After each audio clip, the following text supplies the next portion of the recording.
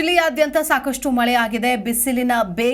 ಬಿರು ಬಿಸಿಲಿನ ಬೇಗೆಯಿಂದ ಬಸವಳಿದಿದ್ದಂತಹ ಜನತೆಗೆ ರಾಮನಗರದಲ್ಲೂ ಕೂಡ ವರುಣದೇವ ತಂಪೆರೆದಿದ್ದಾನೆ. ಧಾರಾಕಾರ ಬಿರುಗಾಳಿ ಸಹಿತ ಮಳೆ ಆಗಿದೆ. ಅಲ್ಲೂ ಕೂಡ ದೃಶ್ಯದಲ್ಲಿ ಏನು ಗಮನಿಸ್ತಾ ಇದ್ದೀವಿ, ರಾಮನಗರ ಜಿಲ್ಲೆಯಲ್ಲೂ ಕೂಡ ಧಾರಾಕಾರವಾದಂತಹ ಒಂದು ಮಳೆ ಸುರಿದಿದೆ. ಧಾರಾಕಾರ ಅನ್ನೋದಕ್ಕಿಂತಲೂ ಬಿರುಗಾಳಿ ಸಹಿತ ಮಳೆ.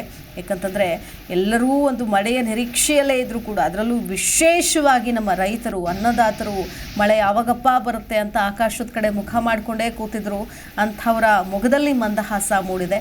ರಾಮನಗರ ಬಿಸಿಲ ಬೇಗೆಯಿಂದ ಬೆಂದು ಹೋಗಿದ್ರು ರಾಮನಗರದ ಜನತೆ ಕೂಡ. ಗುಡುಗು ಸಹಿತ ಧಾರಾಕಾರ ಮಳೆ ಸುರಿತಾ ಇದೆ. ಈಗಲೂ ಧಾರಾಕಾರ ಮಳೆಯಿಂದಾಗಿ ವಾಹನ ಸವಾರರು ಪರದಾಡುವಂತಹ ಒಂದು ಪರಿಸ್ಥಿತಿ ಅಲ್ಲಿ ನಿರ್ಮಾಣ ಆಯಿತು. ರಾಮನಗರದಲ್ಲೂ ಕೂಡ ಒಳ್ಳೆಯ ಉತ್ತಮ ಮಳೆಯಾಗಿದೆ.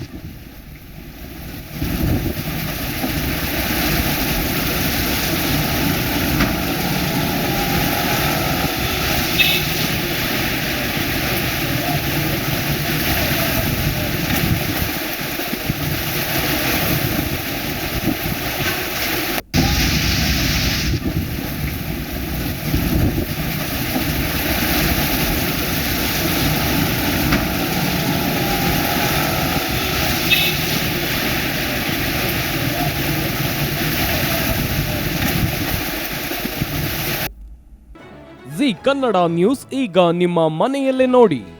ಎಲ್ಲ ಕೇಬಲ್ಗಳಲ್ಲಿ ಈಗ ಲಭ್ಯ.